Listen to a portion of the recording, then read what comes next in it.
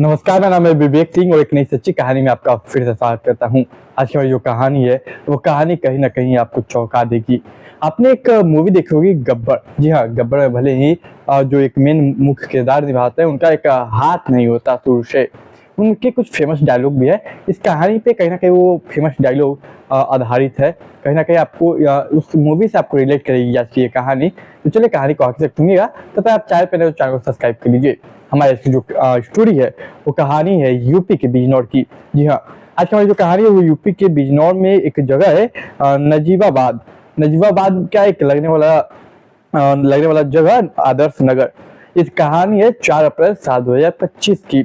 4 अप्रैल साल 2025 के दिन का समय लगभग 1 बजे का होता है। ये कहानी है, एक महिला है शिवानी जिसकी उम्र 26 साल थी। दोपहर में वो अचानक से बैठी हुई थी, लेकिन अचानक से दिखती है उसका जो पति है दीपक, जिसकी उम्र 29 साल है, वो अचानक कुर्सी से गिर जाता है। वो फौरन अपने देवर जिसका नाम है मुकुल, जिसका उर्फ मुकुल उर्फ पीयूष, वो अपने देवर को कॉल करती है। बताते कि भैया अचानक पता नहीं कैसे गिर गए। अब वो फौरन कॉल काटती है और फिर उठाने की कोशिश करती है, लेकिन उसका जो पति है वो उठता नहीं। फिर दोबारा कॉल करती है पीयूष को, अपने देवर को, और कहती है कि देखो तुम्हारे भैया को लगता है हार्ट अटैक आ गया है। जो पीयूष था वो भी हैरान हो जाता, परेशान हो जाता। वो फौरन बोलता कि मैं आता हूँ, तथा भैया को हॉस्पिटल ले जाइए। इधर जो शिवानी थी वो रो रो के बुरा हाल था, वो रो रही थी, लेकिन हिम्मत जुटा के नजदीकी जो स्वास्थ्य केंद्र होता है वहां ले जाती है। वहां ले जाने के बाद वहां के जो डॉक्टर थे चेक करते हैं। वो लोग बोलते हैं एक काम कीजिए, आप फौरन इन्हें हायर मेडिकल सेंटर ले जाइए। अब शिवानी फौरन अपने पति को हायर मेडिकल सेंटर ले जाती है। लेकिन देखिए, हायर मेडिकल सेंटर ले जाते हैं, जो डॉक्टर वो पूछते हैं क्या हुआ, तो वो बताती है कि पति बैठे हुए थे, अचानक से वो गिर गए, उन्हें हार्ट अटैक आ गया। जो डॉक्टर से वो कहते हैं कि माफ कीजिएगा, आप कुछ देर पहले जाती तो शायद आपके पति जो है वो बच जाते। वो नर्स टोल के देखते हैं तो पति उसका मर चुका था, दीपक अब मर चुका था। देखिए, जब इसके बाद तमाम जो इस बीच जो शिवानी थी उसने काफी लोगों को इन्फॉर्म कर दिया था इस बारे में, जैसे कि अपने देवर मुकुल पीयूष को, अपने सासू माँ को, अपने तमाम उसके जो कलीग्स थे, यानी कि जो दीपक है उसका जो कलीग्स थे, ऑफिस के कलीग, उन्हें भी, उनके कुछ दोस्तों को भी इन्फॉर्म कर देते कि ऐसा हुआ है। सभी लोग मौका वारदात पर उस हॉस्पिटल के पास पहुंचते हैं और सब रोने लगते हैं। शिवानवी का भी रो रो के बुरा हाल था। अब देखिए, इसी बीच जो पीयूष और दीपक का जो चाचा है वो भी आते हैं परिवार में। अब होता क्या है कि नॉर्मली देखते हैं कि क्या हुआ कैसा हुआ, सब पूछते हैं। पत्नी यानी कि शिवानी बताती है। उसके बाद अब बात होता है कि इस बॉडी को हम लोग घर ले जाए। लेकिन जैसे वो घर ले जाने वाले होते हैं दीपक के बॉडी को, उसके चाचा के मन में कुछ ख्याल आता है। तो कुछ लोगों के मन में एक रिसेंटली एक घटना घटी मुस्कान का। वो मुस्कान जो साहिल के साथ मेरे साथ मार देता है, एक जो स्टोरी थी उसका, वो वैसा मुस्कान को घटना याद आता है। उसका वो चाचा और तमाम जो परिवार वाले थे वो ये कहते हैं उसकी पत्नी शिवानी से, क्या अभी इसे ले जाना सही नहीं है, हम पुलिस को बुलाते हैं, उसके बॉडी का पोस्टमार्टम करवाते हैं। लेकिन इस बात को सुनते ही शिवानी का जो गुस्सा था वो चरम सीमा पर पहुंच जाता है। वो बोलते हैं मैं अपनी पति के बॉडी का पोस्टमार्टम होने नहीं दूंगी, क्योंकि उसमें बॉडी को चीरा फाड़ा जाता है पूरे तरीके से। लेकिन जो परिवार वाले थे वो इस बात को मानते नहीं है। वो बोलते हैं हम पुलिस को बुलाएंगे और पोस्टमार्टम करवाएंगे। फोन पुलिस को कॉल किया जाता है, पुलिस आती है। पुलिस आने के बाद जब देखती है, कहते हैं कि अब आप लोग चाहिए या मत चाहिए, हम इस बॉडी का पोस्टमार्टम जरूर करेंगे, क्योंकि कोई इंसान गिरने की वजह से अचानक हार्ट अटैक से मौत आ गया, इस समझ में नहीं आया। जबकि पहले ऐसी कोई बीमारी नहीं थी, ऐसा नहीं था जैसा कि उनके घर वालों ने बताया। जैसे पोस्टमार्टम करवाया जाता है, पोस्टमार्टम की जो रिपोर्ट आती है सबको चौंका देती है। पोस्टमार्टम की रिपोर्ट में ये क्लियर था कि गला दबाकर हत्या किया गया। अब सवाल ये कि आखिर गला दबा के किसने और क्यों हत्या किया। सबसे पहला शक जो था वो शिवानी पे जाता है। लेकिन देखिए, शिवानी की एक हाथ नहीं था, तो शिवानी का गला दबा के हत्या करना किसी शख्स का, ये कोई आम चीज नहीं थी। लेकिन देखिए, इसके बाद इसके बैकग्राउंड को खंगाला जाता है। ये वीडियो, ये खबर जो है वो वायरल होने लगती है सोशल मीडिया पे, और सभी का जो शक था वो कहीं ना कहीं उसी पे था, क्योंकि जो पति था उसका नौकरी हथियाना चाहते थे उसकी पत्नी, ऐसा कुछ इल्जाम उसके ऊपर लगाए गए। ऊपर से कुछ फंड्स थे वो भी शिवानी को मिलते। फोन शिवानी को हिरासत में लिया जाता। हिरासत में लेने के बाद जब पुलिस से टटोलती तो पहले तो शिवानी इधर उधर की बातें बनाती, लेकिन पुलिस जब अपने पुलिस अंदाज में पूछती है तो अच्छों का बोलती बंद हो जाता है, उसका मुर्दे से भी निकलवा लेती है। तो उसी तरह शिवानी ने अपना सारा कहानी खोला और बताया। तो देखिए, इस कहानी की शुरुआत कुछ समय पहले होती है। दरअसल मैं बताऊं सबसे पहले दीपक कुमार के बारे में। दीपक कुमार जो कि बिजनौर के हल्दौर थाने के क्षेत्र आने वाला, जिसका नाम है मुकद्दरपुर माफ कीजिएगा, मुकद्दरपुर का रहने वाला ये शख्स था। पढ़ने लिखने में शुरू से अच्छा था। वो सीआरपीएफ 2021 में सीआरपीएफ का एग्जाम देता है और सीआरपीएफ में उसकी ज्वाइनिंग साल 2021 में हो जाती है। उसकी जो पहली पोस्टिंग थी वो मणिपुर में होती है।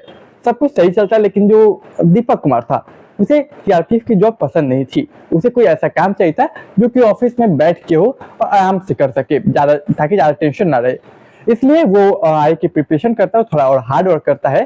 फिर वो दूसरा एग्जाम दे के रेलवे में टेक्नीशियन का वो काम पकड़ लेता है। काम उसे टेक्नीशियन का रेलवे में जॉब लग जाता है जून साल 2023 में वो सीआरपीएफ छोड़ के रेलवे में टेक्निकल विभाग में चला जाता है। और इसकी पोस्टिंग भी अब उसी के जिले बिजनौर के नजीबाबाद में हो जाती है। अब उसके बाद वो अपना जॉब करने लगता।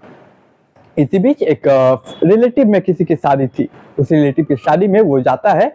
उसी बीच उसे एक लड़की दिखती है जिससे उसका पहली नजर में पहला प्यार। वो लड़की कोई और नहीं बल्कि शिवानी थी। शिवानी को देख के उसे प्यार होता है। जब पता करता है शिवानी के बारे में तो पता चलता है कि वो अपनी किसी किसी रिलेटिव बुआ है, उसी के शादी में आई है। बुआ के किसी रिलेटिव की शादी में आई है।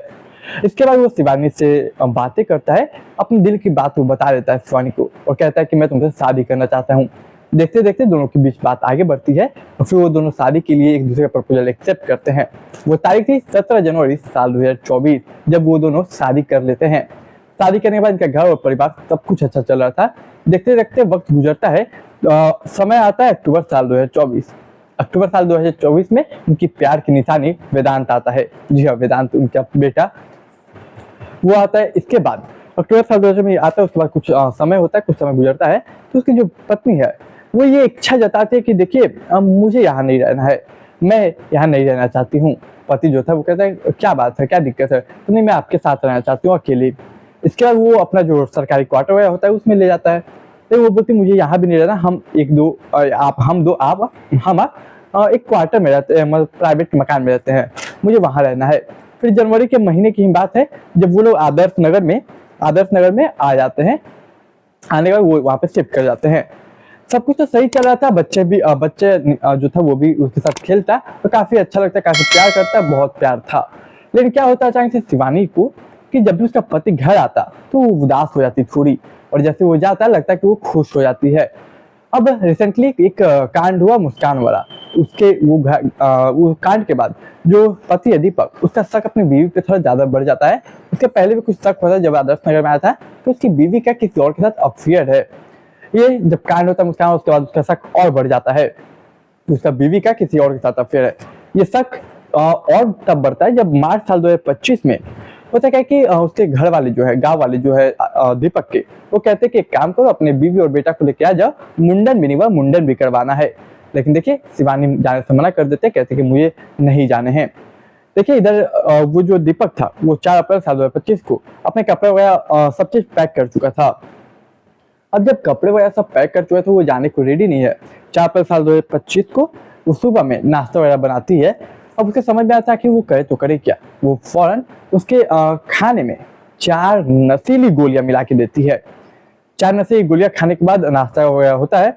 वो खाने के बाद वो अचानक से सर चकराने लगता है, वो बेहोश हो जाता है। जो अब ये जो शिवानी थी वो अपने पति को मारने का प्लान बनाती है। बेहोश तो हो चुका था, अब उसके एक हाथ नहीं था, जो मेन हाथ होता है वो वर्केबल नहीं था, वो हाथ नहीं था, तो इसलिए उसने अपने ये दूसरे हाथ से उसके गले को दबाया कस के और उसको वहीं पे मार डाला। मारने के बाद अपने बच्चे को, यानी कि जो 6 महीने का वेदांत था, इसे लेके छत पे चल जाती है और सोचते है कि अब क्या करूं। तो उसके दिमाग में एक खौफनाक प्लान आता है कि हार्ट अटैक की कहानी रच देती हूँ, और ये हार्ट अटैक की कहानी रचूंगी तो सबको यकीन हो जाएगा, तो ये मामला तुरंत खत्म हो जाएगा। लेकिन उसे अंदाजा नहीं था कि वो इतनी जल्दी महज 48 घंटों में पकड़ी जाएगी। जी हाँ, ये कहानी पूरी तरीके से 48 घंटे में सॉल्व कर लिया जाता है पुलिस के द्वारा। और इसके बाद उसे अरेस्ट किया जाता है। अरेस्ट करके उसके ऊपर मुकदमे तमाम चार्जशीट फाइल की जाती है। और देखिए जब बात है अफेयर की, तो अफेयर की बात करो तो लोगों का शक है कि उसका आदर्श नगर में कोई एक लवर रहता होगा, जिसकी वजह से वो घर नहीं आना चाहती थी। हालांकि अभी ऑफिशियली तौर पे इस बात की पुष्टि नहीं की गई है, लेकिन पुलिस का लोगों का कहना है कि इसके साथ कोई और भी मिला हुआ है, क्योंकि परिवार का कहना है ये जिसका मेन हाथ काम नहीं करता वो एक हाथ से कैसे अपने पति को मार सकती है। लेकिन पुलिस कहती है कि देखिए ऐसा कोई बात नहीं है, वो 4 ऑलरेडी नशीली गोलियों का शिकार हो चुका था, तो कोई मारना बड़ी बात नहीं है। तो अभी तहकीकात तो चल भी रही है और वैसे ये कातिल है, ये बात उसने खुद कबूल कर लिया है। तो देखिए ये थी हमारी आज की कहानी अच्छी लगी अब तो अपनों को सतर्क कीजिए और चैनल पे नए तो चैनल सब्सक्राइब कीजिए, वीडियो को लाइक कीजिए, शेयर कीजिए। मैं मिलूंगा एक नई कहानी में, तब तक के लिए आप मुझे इजाजत दीजिए। ये कहानी सुना के उद्देश्य किसी को दिल को किसी के भावना को ठेस पहुंचाने था। मुझे इजाजत दीजिए, मैं अगली वीडियो में मिलता हूँ अगली कहानी के साथ।